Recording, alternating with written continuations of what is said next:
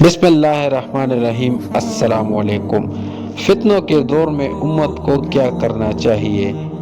حضرت ابو سعید خدری رضی اللہ تعالی عنہ سے روایت ہے کہ رسول اللہ صلی اللہ علیہ وآلہ وسلم نے فرمایا، وہ زمانہ قریب ہے جبکہ مسلمان کے لیے سب سے بہتر چند بکریاں ہوں گی جنہیں لے کر وہ اپنے دین کو فتنوں سے بچانے کے لیے پہاڑوں کی چوٹیوں اور جنگلوں میں بھاگ جائے گا۔ بخاری و مسلم۔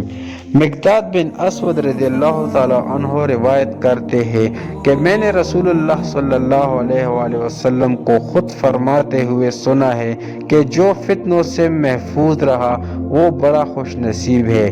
3 بار فرمایا، اور جو شخص ان میں پھنس گیا پھر اس نے ان پر صبر کیا اس کے تو کیا ہی کہنے۔ ابو داؤد۔ فتنوں کی ذات میں بڑی کشش ہوتی ہے۔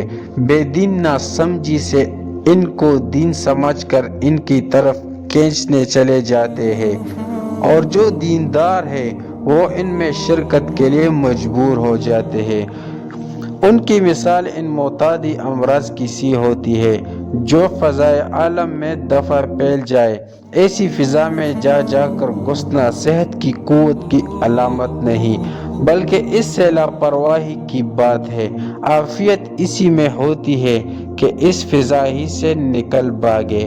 اس حقیقت پر امام بخاری رحمۃ اللہ تعالی علیہ نے ایک مستقل باب قائم کر کے متنبہ کیا ہے۔ اس کے بعد گزشتہ فتنوں کی تاریخ پر نظر ڈالو گے تو تم کو سلف صالح کا یہی طرز عمل نظر آئے گا کہ جب کبھی ان کے دور میں فتنوں نے منہ نکالا، اگر وہ ان کو کچل نہیں سکے تو ان میں کودنے کی بجائے ہمیشہ ان سے کنارہ کش ہو گئے۔ اگر امت اسی ایک حدیث کو سمجھ لیتی ہے تو کبھی فتنے زور نہ پکڑتے، اور اگر بے دین اس میں مبتلا ہو بھی جاتے تو کم از کم دینداروں کا دین تو ان کی معذرتوں سے محفوظ رہ جاتا۔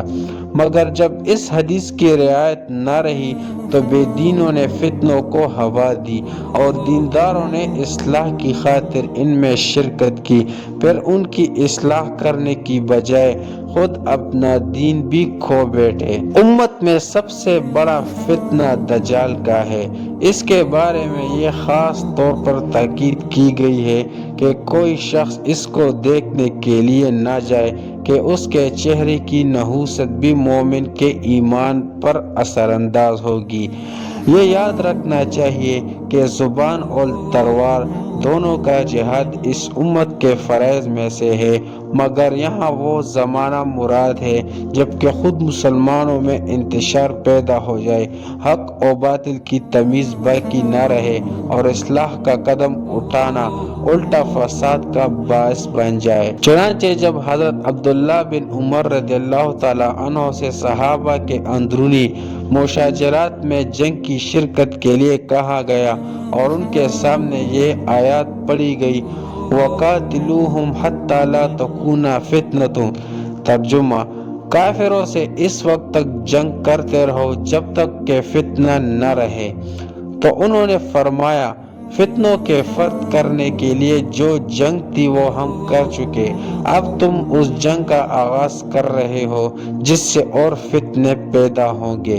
اپنی مادی اور روحانی طاقت کا اندازہ کیے بغیر فتنوں سے زور آزمائی کرنا صرف ایک جذبہ ہے، اور فتنوں کو کچلنے کے لیے پہلے سامان مہیا کرنا عقل اور شریعت کا حکم ہے۔ جذبات جب انجام بینی سے یکسر خالی ہو تو وہ بھی صرف دماغی فلسفہ میں مبتلا ہو کر رہ جاتے ہیں۔